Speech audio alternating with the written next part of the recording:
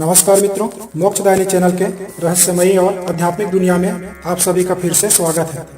पिछले अंक में हमने कुंडली जागरण में आज्ञा चक्र के बारे में कुछ महत्वपूर्ण बातें जानी। अब इसी विषय को आगे बढ़ाते हुए आज्ञा चक्र अर्थात त्रिकुटी से आगे भंवर गुफा की यात्रा के बारे में इस ज्ञान को आगे बढ़ाते हैं।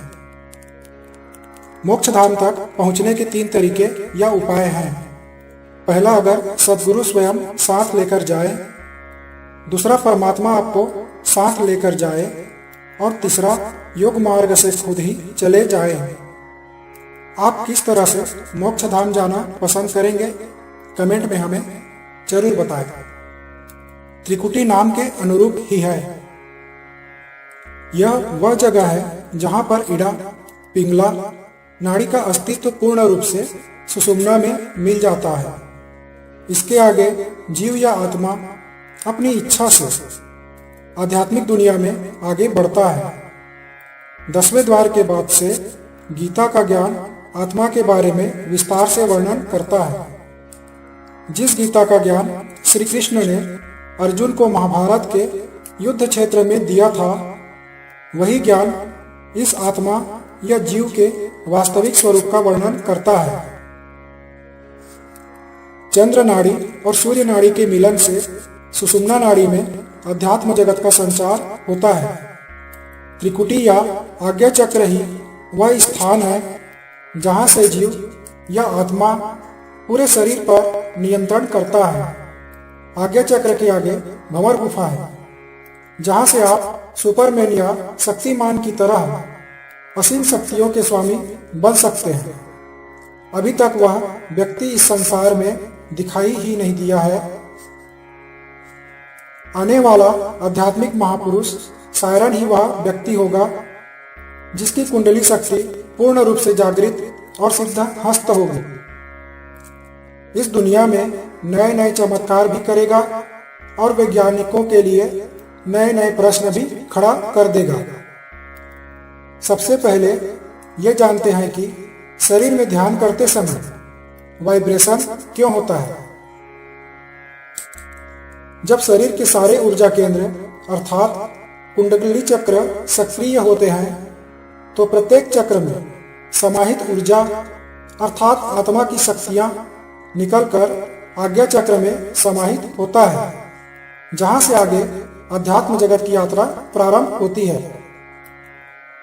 वास्तव में जब शरीर में प्राण शक्ति का समावेश होता है, तब यह शरीर में मौजूद 5 तत्वों के चक्र में फैल जाती है, जिसके द्वारा शरीर के विभिन्न हिस्सों की गतिविधियां संचालित होती है। जिस हिस्से में संचार नहीं होता, शरीर का वह हिस्सा लकवाग्रस्त या निष्क्रिय हो जाता है। इन्हीं 5 चक्रों के द्वारा आत्मा पूरे शरीर का संचालन करती है, चाहे वह कोई पशु पक्षी हो या फिर मनुष्य। आज्ञा चक्र में जब पूरी प्राण शक्ति एकत्र हो जाती है, तब यह भंवर गुफा से होकर सहस्त्रार की ओर गमन करती है। यहां तक पहुंचने से पहले आपको भंवर गुफा में प्रवेश करना होता है। भंवर गुफा के विषय में जो जानकारी मुझे हाथ लगी और जिसे मैंने एहसास किया, वो बिल्कुल ही अलग सा अनुभव था। हो सकता है कि आप लोगों में से कुछ लोगों ने ये एहसास किया होगा तो जान जाएंगे कि ये सच था। आपको ये याद होगा कि बचपन में जब हम छोटे थे, तब मेरी गो राउंड का खेल खेला करते थे। अपने दोनों हाथों से सामने वाले के दोनों हाथों को पकड़कर पूरी ताकत के साथ हवा में उठाकर गोल गोल घुमाते थे, और उसके साथ हम भी गोल गोल घूम जाते थे। जब रुकते थे तब हमें चक्कर सा आ जाता था। हमारे आसपास की सभी चीजें घूमते हुए सा जान पड़ता था। इसे इस प्रकार से समझे कि कोई चक्रवात अगर आपको अपने साथ हवा में 10 फीट ऊपर उठाकर हवा में ही 3 या 4 राउंड घुमा दे, तो उस समय आपकी मनोदशा क्या होगी।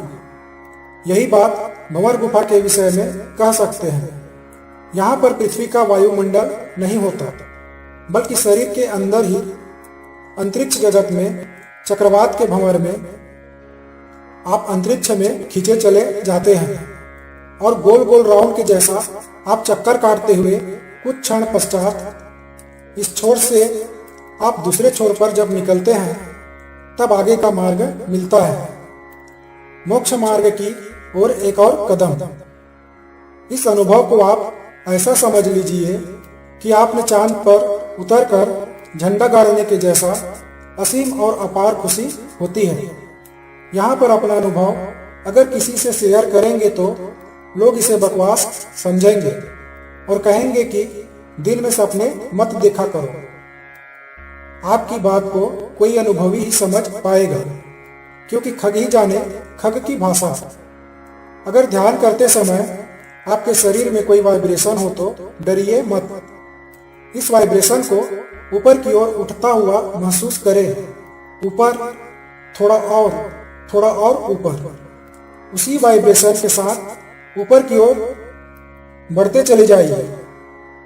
डरिए मत, कुछ नहीं होगा, क्योंकि आप जितना ऊपर उठते जाएंगे आपका शरीर बादल के समान हल्का होता जाएगा और आपको एक अद्भुत आनंद का अनुभव होगा। शरीर के सारे दुख तकलीफ से दूर हो जाएंगे और आपको एक अविस्मरणीय आनंद की अनुभूति होगी। इस समय आप अपने वास्तविक शरीर को छोड़कर अपने मूल और सूक्ष्म शरीर में होते हैं, जिसे आत्मा कहते हैं। इसकी गति की कल्पना करना भी अकल्पनीय है।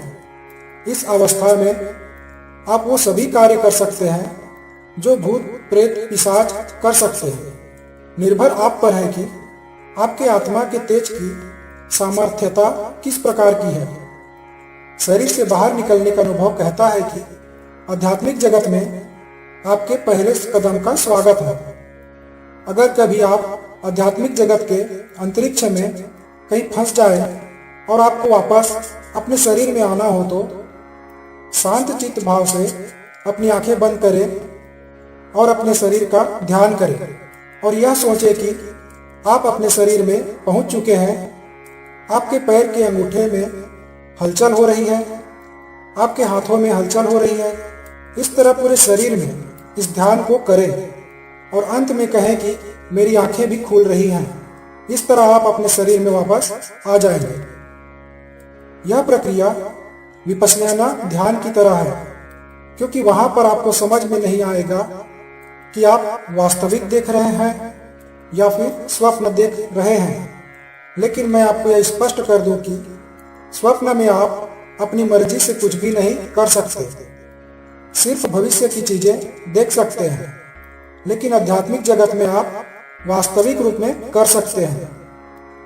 आपको जो विपश्यना ध्यान के बारे में बताया गया है उस पूरी प्रक्रिया का पालन करें।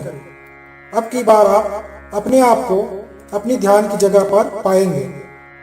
गुरु बनाने का मतलब है कि अध्यात्म जगत में साधना या ध्यान के समय कहीं कुछ ऊंच नीच हो जाए तो गुरु संभाल लेता है और आप उस पर पूरी तरह से भरोसा कर सकते हैं, क्योंकि उस अध्यात्म जगत में आपके पास कोई दूसरा विकल्प भी नहीं होता।